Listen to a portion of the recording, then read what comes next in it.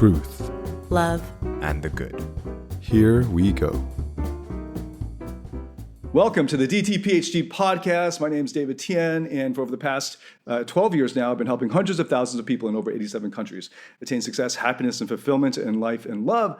And I'm joined today by a good friend of mine, Stefan Ravalli, who is my very first meditation coach and teacher. And I'll let him introduce himself. Stefan, how are you doing? Hello. I'm Stefan Ravalli. I teach meditation online and in person, and I coach people on mastering the practice and also applying its principles to life to live a fuller, happier life. And I just launched an education project that talks about applying meditation and mindfulness principles to service, any aspect of professional or personal service, which is kind of like an underserved part of that world. So yeah, that's what I'm up to right now. Awesome. We're going to be talking about the difference between mindfulness meditation, which is really hot these days, and a type of meditation that I really enjoy, which is a mantra-based meditation. But before we do that, just wanted to say how we know each other. So Stefan and I met in a bar. It's one of those auspicious beginnings of many great relationships.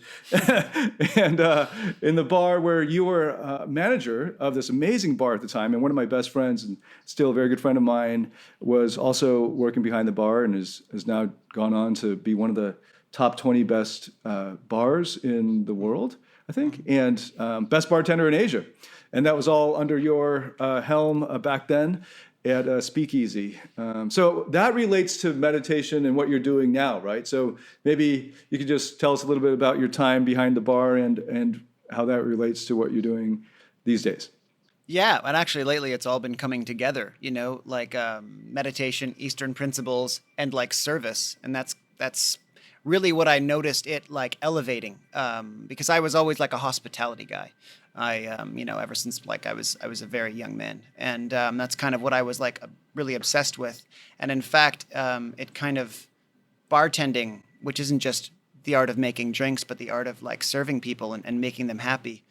That was kind of a path of self-mastery for me, and I had a lot of issues and obstacles to that. And when I discovered meditation, it tended to make those obstacles much more manageable, and really opened up my ability to grow as a hospitality person. And then that turned out to just like perfectly also elevate my life in exactly the same way. And I found, life, service, meditation, it's all related, it's all like one thing. And so now I'm especially trying to bring these principles to people, that are in that situation, in service, or in any job or in any aspect of their life that might be frustrating, and applying meditation and mindful principles to thriving better in those environments, since it helped me so much. Yeah. Awesome. So we are going to start in on mindfulness. You've already gotten there with mindfulness, and then there's mindfulness meditation, and introducing those concepts of the contrast between mindfulness meditation and maybe I'm not sure the best term for it, but mantra-based meditation. And I'm going to leave that to you. You're the expert. But it's something that I discovered along the way over the few years, because I first got my instruction in meditation from you. This was way back, like 2014. So yeah. Several years ago now. And along the way, I got into these apps. So there are these multi-million-dollar valuation app companies, which are, I think, Calm and Headspace are the biggest ones. And then there's another big one called Insight, which is almost entirely free. They started introducing some paid components now. But in Headspace and Calm, right away when you're using the app, there's very little that's free. And then you're prompted to buy the subscription to access everything else. And the free courses are almost exclusively on mindfulness meditation. So for many people, that's what meditation means for them. And I have a lot of friends who have tried to get into meditation, because you hear about it in self-improvement circles a lot. And they all get into it with zest, with fervor. They're really into it. And then after a few months, or maybe even quicker, their practice peters out. And they try to keep up with it on the app, but usually, the apps that show you a progress bar kind of thing, like a streak, like you've been meditating for 30 days, congratulations. some people just try to keep the streak up by showing up for 30 seconds, or like the minimum amount of time needed to like to have that check mark on that day's streak. And eventually they just forget about it, because at that point it's pretty meaningless. And just wanted to provide a counterpoint to those who might have struggled with keeping up a meditation practice or getting anything out of meditation, that there are different types of meditation, and some of them might be more suitable for other goals that people have, especially when it comes to masculinity. A big part of my audience is men. I think more than 90% of the audience currently is men. And they're looking to, many of them, increase their masculine energy or get in touch more with their masculine core. So these are all themes that are connected to exploring the difference between mindfulness meditation and mantra meditation. And I'll leave it now to Stefan to introduce how we would set that up. What's mindfulness meditation, for one? Yeah. I guess to like divide the two realms, I'll simplify the names a bit, because there's mindfulness and there's meditation, and then sometimes they kind of like intermingle a bit. Let's think about them on like two sides of a spectrum, because meditation, there's lots of different kinds, and mindfulness is just sort of a really broad term that generally seems to mean like living our lives with like awareness, clarity, and being conscious, like. And it's actually derived from the Buddhist concept sati. It's kind of a rough translation of it, which is like that sort of applying these present, aware, clear principles to just like everyday life. And that actually comes from smriti. That's a Sanskrit word from Indian philosophy, which goes farther back. And smriti means like to remember, to recollect. What are they remembering? They're remembering like ancient teachings of wisdom, and passing them on, and teaching with them. But actually, what it really where like the nectar of that is being able to call to action, being able to remember and bring forth wisdom when you need it in life. Having it available, and applying it to every aspect of your life so that it is elevated, basically. So, and smriti is actually where we got the word smart from. And because a lot of Sanskrit influenced English. And, but just calling it being smart isn't as, useful of a thing to do because of how we like think of the word smart now. Now the word mindful came about to mean like you're now like a modern conscious being. And you're using Buddhist principles. You're using all kinds of just like ancient principles, but mindfulness kind of is a way of making it sort of like a lot more applicable to modern life. Since like if you were to read a lot of these texts, you wouldn't really know how to like actually map them on to like everyday experience. Mindfulness makes it really like clear and practical. And there's lots and lots of ways to do it. And it's a never-ending journey, being mindful. It's a never-ending process of like self-discovery. So that's like, think of that. Mindfulness is like in action, principles applied, right? And you're always doing it. Meditation is like the training camp. It's like if you wanted to get better at a sport, right? There's the practice of the sport that gets you better at it. That'd be like mindfulness, right? You're practicing life and getting better at it. And going to the gym and like training for the sport in a really targeted way, that's meditation. And whatever meditation you use. So it's kind of like, sure, like certain areas of your like body are going to be like strengthened by a sport, but when you like go to the gym, you can like really take it beyond what the sport can offer in terms of like building muscle, right? But if you only went to the gym and didn't play a sport, then you are not, in theory, using your body to its full potential, right? So you want to apply how you build your muscle. So that's why like gym and sport are like essential two parts of the, to the yin and the yang. Same with meditation and mindfulness. You need both. You need a meditation practice and you need mindfulness. So what's a meditation practice then? It could be so many things. And sometimes if you think about it like a spectrum, sometimes, mindfulness is like more on the action, like living awake side of the spectrum. Meditation's on like the like shut down reality, like control the flow of sensory input somehow, or at least streamline it, right? And go within. And you get a total change of brain state, and that kind of is like a plugging into the charger, right? And this can be like, mantra meditations will take you like way away, like way within yourself.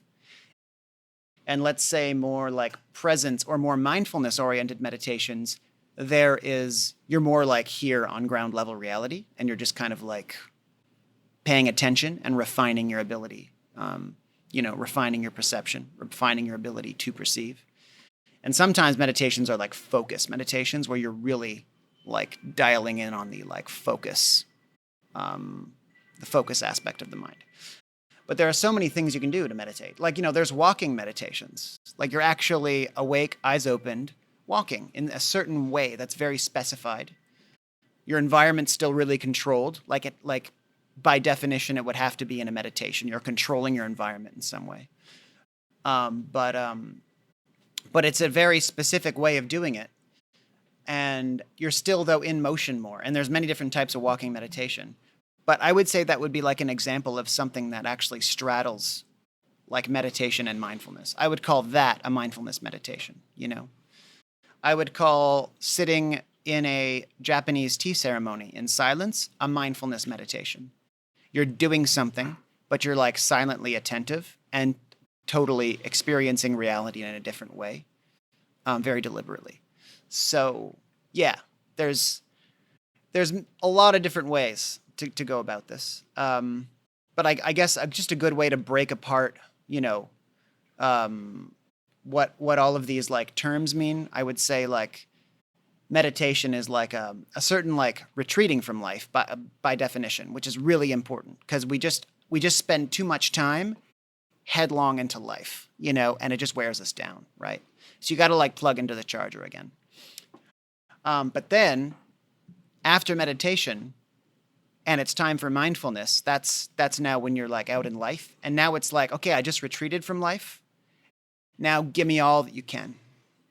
Give me all the sensory input I can handle. Give me all the challenges I can handle because I've strengthened myself, strengthened my awareness to like have a deeper, fuller experience of it, remain stronger and calmer and more aware of everything and just achieve more growth from the living experience. And that's mindfulness. You're growing and learning better from being aware of your life, observing it, and paying attention to what matters. And that's a constant process of learning. Meditation, it's simple. You just do it. It happens kind of automatically. A lot of the processes are subconscious. Don't really worry about what you're experiencing. Mindfulness is rigorous. You're living with rigor. You're living with like attention to everything and improving and mastering yourself in the process. Yeah. So it's a good contrast with how most of the world lives, as adults anyway, kind of mindless. So where they just have a routine, go to work, clock in, so to speak, turn on the computer, stare in front of the computer, and just do whatever it is that they do, sort of in a mindless state. Or you might not think it's mindless if it's a very intellectual or cognitive work, but what you're not aware of are all of the other senses that are going on. And over time, you might have actually gone through school that way. And then over time, you find it difficult to, let's say, tap into or feel certain muscles in your body so that you end up not being able to dance or not being able to be very fluid or do any martial arts. You're very stiff.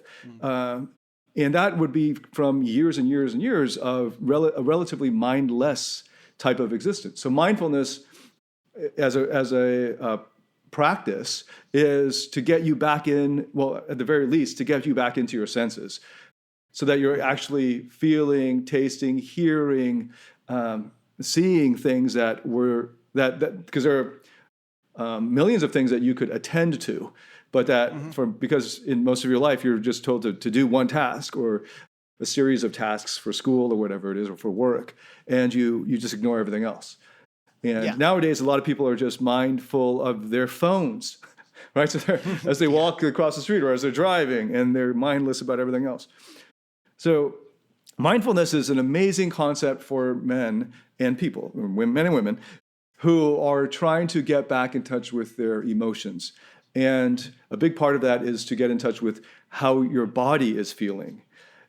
And that was something that, so in my therapeutic practices, I learned that I was actually relatively high on mindlessness. So I was very focused on tasks at hand. If I had to work out, I was very focused on that particular muscle group.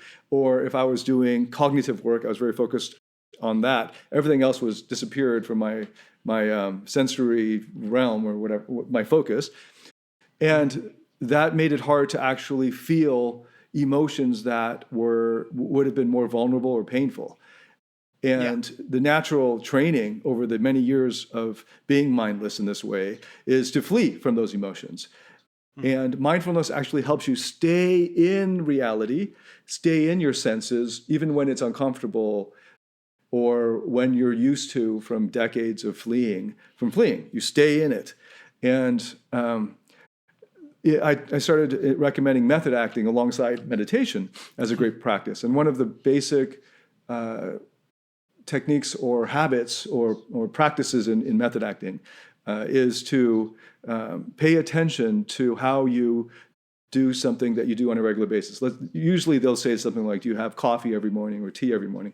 And if so, for the next 7 days or 14 days, every time you take that coffee or tea, try to stay as mindful as possible about how you pick it up, how you drink it, what you do when you drink it, how you savor it, what you do alongside of it. Because when you come back to the class, you're going to mime it.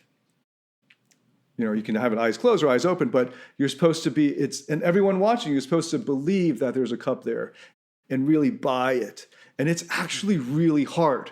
It's easy to mime like you're a streetwalker kind of in a funny way, but to mime something simple that you do all the time and take for granted, and then to be able to recreate that experience, that would require that you're actually paying attention. Because so many of us in the mornings mindlessly do things like turn on the coffee maker, blah, blah, blah. And then to actually turn on it was really difficult for me, but that got me to realize that, I suck at this. And then alongside therapeutic recommendations of try mindfulness meditation, and that got me into paying attention to the breath and doing breath-based meditation. And I was already sort of doing that alongside my meditations of the mantra meditations, but then with the mindfulness, it was, let's just start with that from the minute you hit the timer or the second you hit the timer. And that was really helpful. I was also able to track my brain waves through EEG devices. So I used the Muse headband at the beginning, and it was showing me, whenever I was very mindful of, because my eyes were closed, I wasn't seeing anything, but I could hear things, and I could feel things on my skin. I was motionless, but that really made it easier because there wasn't so much noise for the signal to figure out. So I already one channel was gone, so I was able to pay even more attention to the sounds and the touch. And just those two senses alone were so rich. And especially if you were doing it in a park or something, or on a bus or in a Uber car, you hear traffic going by. There's a lot actually to listen to. And it was sort of like my daredevil experience. I could suddenly was able to hear all this stuff and feel all these things. And that was great. And that helped me get into the emotions. It also helped me get into my body awareness. So it was like 360, 180 awareness around who I am, like the body and the reality and of the life going on around me. But after a while, I lost some things that I used to get out of meditation that I really missed. Like this, I started to notice this after about a year of doing the Muse headband type of mindfulness meditation. It wasn't always with the headband. And that was where now I mix it with, and I basically just have experience with two types of meditation, the mindfulness meditation and a kind of mantra-based meditation. And the way you're defining meditation is very capacious. So I realize theoretically I've read about and heard about lots of different types of meditation. I just don't have experience on them. But I can speak about the differences between these two and why, especially guys that I'm helping get better with women, improve their relationships, get more in touch with their emotions, develop their masculine energy, can really benefit from both, because you're saying partly they're like two ends of or two polarities, right? And one is you dialing down into your senses, and that's mindfulness, paying attention to even the way, like in a tea ceremony, the way you turn the cup, the way you sip, the way the temperature of the cup, and there's so many things that you could pay attention to. And then on the other side, what I was missing was a kind of ethereal feeling of being removed from the situation. Because on the one hand, there are people who are numb to their emotions. They're so used to fleeing from painful emotions and feeling vulnerable. They're scared of that. And from decades of putting up those walls, it's so difficult for you to not have those walls come up. So my method acting coach was saying it like, when we get right to the edge of that vulnerable emotion that I want you to feel, it's like a bank vault. Suddenly you trip the vault, and then boom, boom, boom, boom, boom, all these walls come down. And you don't get to access the security vault anymore. And you're like, why? Because it just comes down. And you just pull back all of a sudden, and even just a little bit of breathing, your eyes go in a different direction, and boom, you're back out of reality into a safe reality. And for people who are used to doing that, mindfulness is going to help you get back in touch with that. And of course, there are various levels of it. Everything you do can be done mindfully. But if you need help, blocking out certain senses and focusing slowly, gradually building your ability to stay present, that kind of closed-eyed, sitting in one place, mindfulness meditation is a good, like, beginner's way of training. And then there's the other side, which is where guys are overwhelmed, or people are overwhelmed by their emotions. So they get triggered and they can't handle it, and they get angry, or they get sad, or they get offended, or whatever it is, right? And they have to do something kind of neurotically or compulsively, or out of control, basically, to deal with that. And I've been saying it sort of like in a Hulk, Bruce Banner kind of experience, where they fly into a rage or whatever the overwhelming emotion makes them do, and then they look back on it and they regret what they said, they regret what they did. They're like, man, I can't believe I said or did that. And it's sort of like Bruce Banner waking up and saying, what did I do? Did anyone get hurt? What did I do? Yeah. And it's sort of that out-of-body experience. And for people who are easily who are lost in their emotions, who aren't able to regulate, who need to learn how to dial it back, who need to learn how to float out of the overwhelming emotion for a moment to get control again.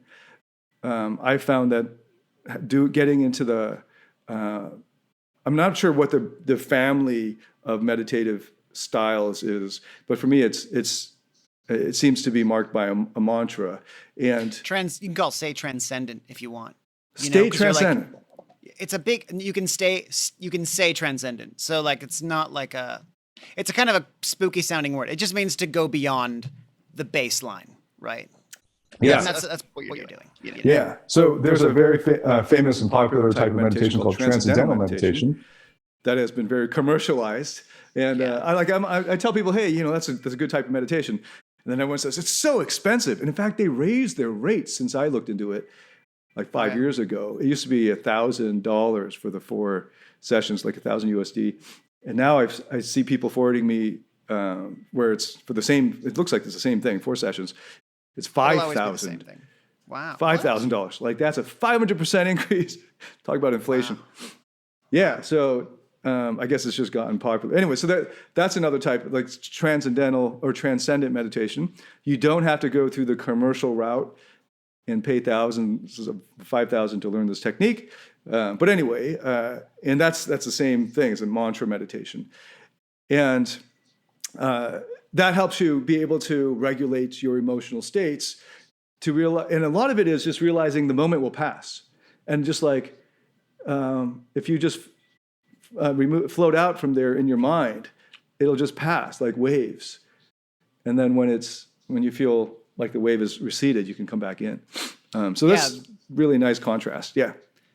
That's the aspect of mindfulness that is important. What does awareness mean? right? Like, what are you aware of? Well, okay, if you're mindful, you're aware of everything happening around you, right? You're aware of like all the nuances of reality. And that's why, like the Zen masters, as you were saying, they realized that actually like all these like little banal moments, like these everyday moments that we think like life isn't, it's just like, it's like throwaway stuff for most people. Oh, I'm getting my coffee. I'm performing like a boring errand. I'm standing in line somewhere. That's not life. Like life will happen. Life will happen at Burning Man. You know what I mean? Like life will happen during these heightened moments of like happiness and celebration. But in fact, in these like little moments, that's where life is happening, and actually that the same level of like bliss and gratification can be experienced from them if you just pay attention to what's happening. So, but that's like paying attention to what's happening out there. But what you also have to pay attention to is what's happening inside of you. That's also mindfulness. What's like filtering and conditioning your reality? It's your own mind and the whole legacy of experiences you've had before this moment. And that takes even more fearlessness. That takes guts, to always pay attention and question where these like responses to reality are coming from. Where is this anger coming from? Very hard to do when it's happening, which is why it takes like continued showing up to actually paying attention to that. And eventually you get good at it. And eventually you are able to be mindful from a stable place, and you can see anger happening on top of it from this like calm, still, aware, and maybe often amused place. It's not like self-hating, like, oh, you suck. Why are you so angry? It's not neurotic. It's just calm and aware. And the more you're able to do that, to just pay attention to stuff and where it's coming from, the more you smooth it out. The more you master it, the more you integrate like yourself rather than just being carried away with it. You're in control of yourself. So there's an internal and an external awareness that is very much required, and all of it at the same time. You need to be aware of a lot at the same time. Sure, being locked into a task is important, and focusing on it is important. But that doesn't mean you swat away everything else, including your own health, including your partners, including your people that are important. You need to make space for everything. And that requires a certain capacity. And that's why mindfulness is important, because it's a practice of it. That's why meditation is important, whatever meditation you use. If it's a transcendent practice, not to be confused with transcendental, just a going beyond practice, it'll automatically, that process of just sitting down and going beyond the usual like baseline state of consciousness, it automatically cleans out these obstacles. All this all these like stress imprints, all the stuff that's like glitching out our reality and kind of making us react in ways that we can't control. All of a sudden you're just angry and blocked and closed up. Why? Where'd that come from? I didn't want that. It now makes your consciousness able to occupy the state it wants to. I want to be like calm and present and aware and compassionate, and like at ease. That's what a meditation practice will like build from the ground up. And then the mindfulness is the living and the practice of it, and the continual attention to what still needs to be worked on, And there's like a common, there's a common, I guess you can say, like criticism of like anyone who's like spiritual or whatever you want to call it, anyone that's like using conscious or Eastern practices, and they do a lot of what's called spiritual bypassing, meaning like, oh, like I don't want to deal, I don't want to put attention on negativity. I just want to like float above everything, I don't want to be like, I don't want to face all these aspects of myself because I just, because I'm meditating now, I don't have to worry about it. I'm a spiritual person. Everything's going to be perfect. I'm just going to follow my bliss, follow my heart. Well, what about examining like what your heart is and why it follows, why it wants to go in that direction? How about examining all of these things that are still there, even though you meditate?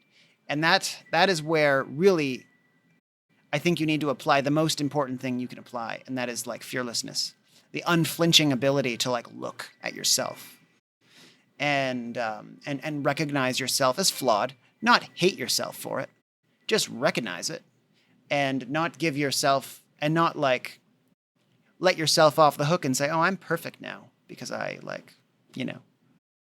because I do all of these things. Or I'm perfect now because I'm just following my intuition, and we're all perfect, right? We're all perfect, beautiful beings. Let's just I have an intuitive impulse to go drink a bottle of Jack Daniels and do a line of Coke. I better follow my bliss. No, always look at things and say, where does it come from? Why do I have this impulse? And I know I'm not going to feel good after, so why do I want to do these things that I don't feel good after? And it's always that constant examining that does require not only practice but fearlessness, because a lot of this stuff we don't want to look at, because a lot of it we've just let do its thing for a while, and it defines us probably more than we think it does. And actually recognizing that is scary, Yeah. Yeah. That's a great way to put it. In terms of people dealing with their issues and their problems, they often just stay in the middle of where they're neither able to take a bigger perspective, and they're not present. They're just shut off to everything, just sort of mindlessly going about things to avoid either extreme. They're just staying in the middle.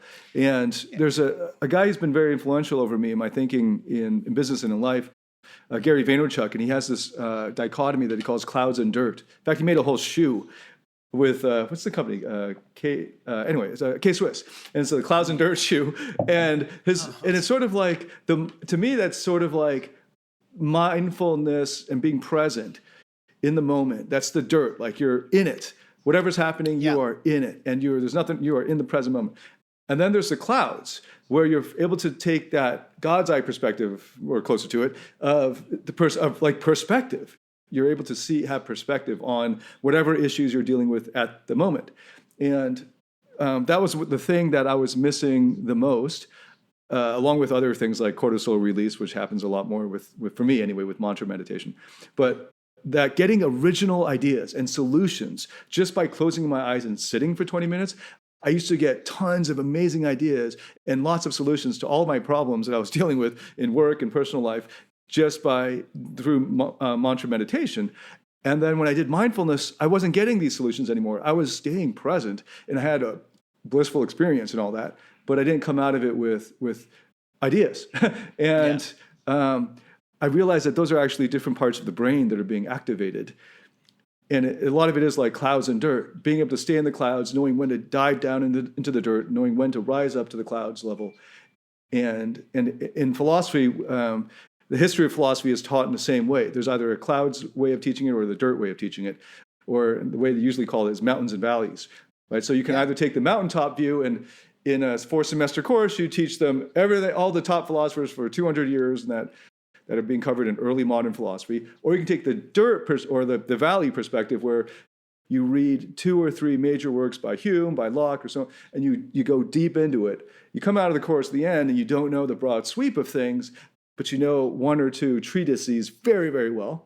And then the mountaintop view is, you know everything sort of, but you don't know anything in detail. And ideally, you do both, right? And like an ideal sequence of courses. And life, ideally, you'd be able to to go up to the clouds and get down in the dirt whenever it's necessary for whatever it is you're trying to do. Yeah, you got to be able to face and recognize and sort out your problems, but you also need to be able to recognize that they're not actually there.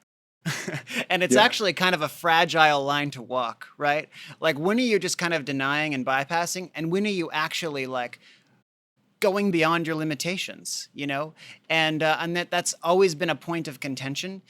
And there's been nothing but argument about it, probably for thousands of years.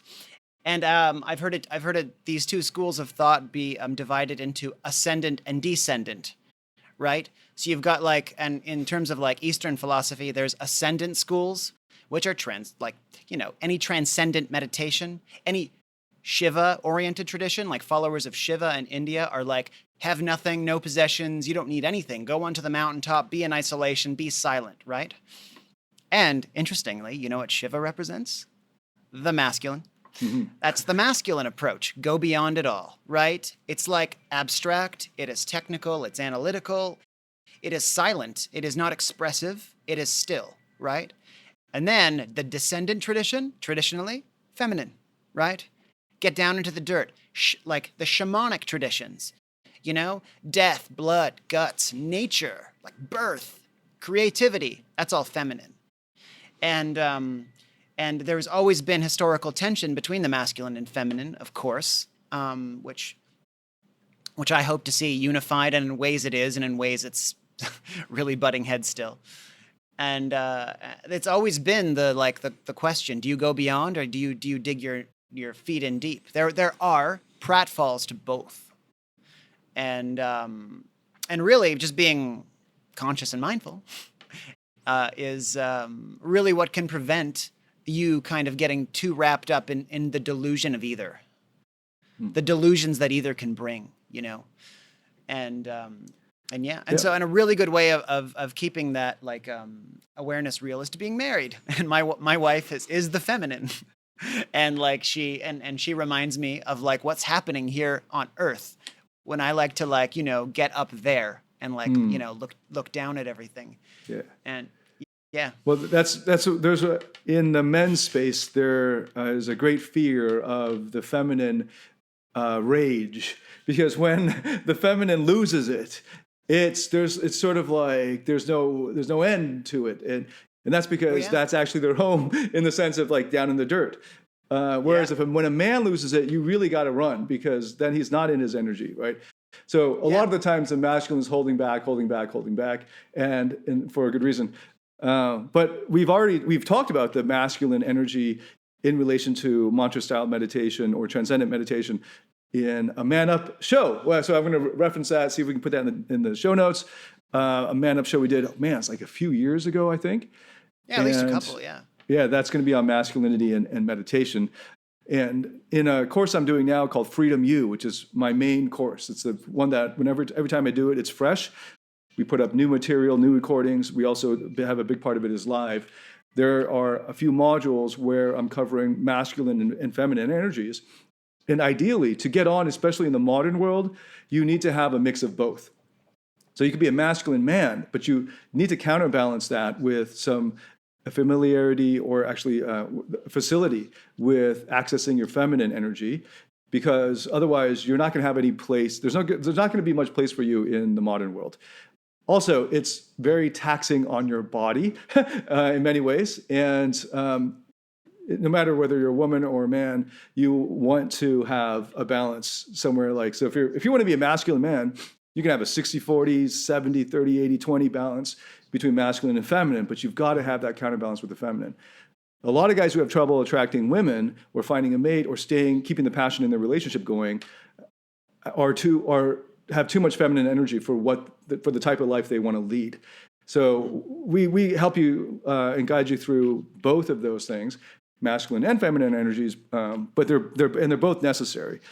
One thing I want to say as we end off is I also have a section in my courses, especially Freedom U, on thinking about the meaning of your life, or what makes life, what really at the end, what really makes life worth living for you. And whenever we run these exercises and have people reflect in a meaningful and deep way, rarely do they ever say what makes life meaningful for me, or what has made it meaningful for me so far and looking back on my life. Rarely are they those capstone events, like I graduated from university, or I made that promotion, or I made X amount of dollars. When they look back, rarely is their happiness ever tied to one of those types of moments. It's almost always as in 99.9% of the time, in the little things that when they look back have deep meaning, but at the moment, they were in the moment. They were in the flow of it. And it could just be the feeling of the wind on your face as you're riding your motorbike down the freeway or whatever it is, or through the mountains, or that feeling you got when you woke up in the morning in the country and the dew was still on the grass, or whatever it is, like these simple things. And very rarely are we ever grateful for these simple things, the little things that we'd call them. But the little things are actually often we're evolved to be grateful for the little things, because if you were only grateful for those big things that came about once every 5 or 10 years, you'd have a lot of stress in your life, and that would eat away at your body, and you would not live a very long life.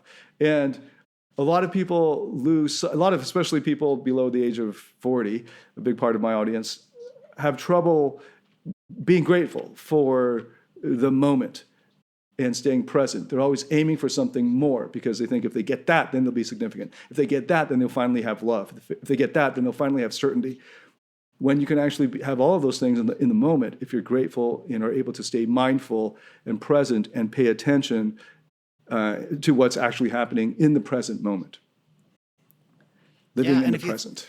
And if you think about it, I mean, all of these things that we want, it's not because we actually want the thing, right? The thing in and of itself, once you acquire it, it's like that sense of like that payoff, that dopamine rush, that's going to diminish, right? And we found out it's really not the thing, it's how we imagine that thing will make us feel, right? And how do we think it'll make us feel? Like just more present, like less worried, more at ease, more like actualized, right? And so really that's what we're after. So why don't we just go after that, and cut out the middleman. Cut out the middleman of stuff, because if you depend on stuff for that feeling, that just creates addictions. And that just creates false identification with like superficial things. So just cultivate that state. And that state, yes, as you said, available now. That's available from mastering yourself and your mind. And that's available from just paying attention to like the nectar that's everywhere, not just like dripping out of a job promotion. Okay. That is like that's a siren, and this will not kill our ambition. This will only strengthen our sense of who we are and make us more effective at like achieving and, doing all the things we want to do in life. That doesn't switch off. It's just like tuning us into where really the juice is, and really paying attention. That's mindfulness to sum it all up. Paying attention to like where you really do get your happiness from and your gratification from. And then once you realize that, then you go in that direction, not the sirens, and you find yourself on the correct course. Really, that's the whole point of mindfulness. Being on, not wasting your time in the wrong direction. Yeah, absolutely. One of the biggest mistakes and most common mistakes I see are people who think that they've heard, enjoy the journey, enjoy the process. That's what really matters. And they're like, I can't enjoy the process because if I do, I'll never get to the goal. And that's just the wrong way of thinking, because enjoy both. Enjoy the process, and then the goal you won't need it. You won't be so desperate towards it anymore. Mm-hmm. And everything that you wanted from the goal, you can actually have in the process, because what you really wanted, like you were saying, Stefan, is the result that you really want are the feelings that you think getting the goal would give you. And you can have those now if you reorient your mind. And then it'll be a lot more enjoyable. You'll be able to outlast the competition because they're all beating themselves up, hating the process to try to get the goal. You're loving the process. That means you can stick with it a lot longer, and you'll probably come up with new insights. You'll be much deeper in it. So all around, it's the best way to get to the goal. It's also the most enjoyable way, and really the only enjoyable way to get to the goal. So meditation. So that's one of the best ways to train yourself to enjoy the process and to be present. How can people get a hold of you? Well, actually, one thing before we introduce how to find Stefan on the internet is that Stefan and I are doing a project together that is with the potential to be a big thing for us, hopefully. And it will include online courses on these types of meditation that are less available in other places, like these other apps, that are very important types of meditation, and ones that I've not found courses on them, but have been major parts of my own practice. So look out for that as it comes out. Stefan and I will be talking more about it as we get that ready, hopefully in a month or two. We'll start releasing some of the courses, and you can avail yourself of those and learn how to be in the clouds and the dirt and the mountains and the valleys and enjoy the process and journey and get the goal, all the goodies and the feelings that you're actually looking for. So, Stefan, how can they find you on the internet, get in touch with you, and learn more about your work? Yeah, my home base right now is www.serveconscious.com, and it's just, posting as much knowledge as I think is relevant to my current focus, but it can be applied to anything in life. All kinds of meditation and mindfulness knowledge is up there. Blogs, podcasts, and just kind of guides. And then from there you can contact me and learn directly, since that's always the best way to kind of specifically dial into what you need and where you want to go in your life, and I can see how I can serve you there. And or just reach out and chat. I just love talking about this stuff. So yeah, that's the best way. Awesome. We'll link that in the show notes, and I highly recommend working with Stefan, getting some training on meditation the right way. And you can find more about me at davidtianphd.com. We have an assessment that's free. Sign up for that assessment. Just a few questions. Actually, it's several questions that will dial down into what you need to take, the best next steps for you to optimize your relationships and succeed in your lifestyles and so on. So check that out. It's at davidtianphd.com. And we'll look forward to seeing you again soon. Thanks so much, Stefan, for being on this podcast. It was a lot of fun. Totally. Always a good time. And yeah, lots more to talk about. So see you next time. All right. Live free. Live free. Hey, it's David again. Before you go, a couple last things. First, all the show notes and links to resources can be found at davidtianphd.com/DTPHD Podcast. Or you can just go to davidtianphd.com and find it through the top navigation menu. Second, if you'd like to interact with me or other like-minded fans of the podcast, then join our private DTPHD Podcast Facebook group. We've got an awesome community of intelligent, wise individuals from literally all around the world. You can send a join request to the group using the link you'll find in the show notes of every podcast at davidtianphd.com/DTPHD Podcast. Click the link, log into your Facebook, and then click to join. We approve join requests every day. So go to davidtianphd.com and click the link to join. See you inside our group.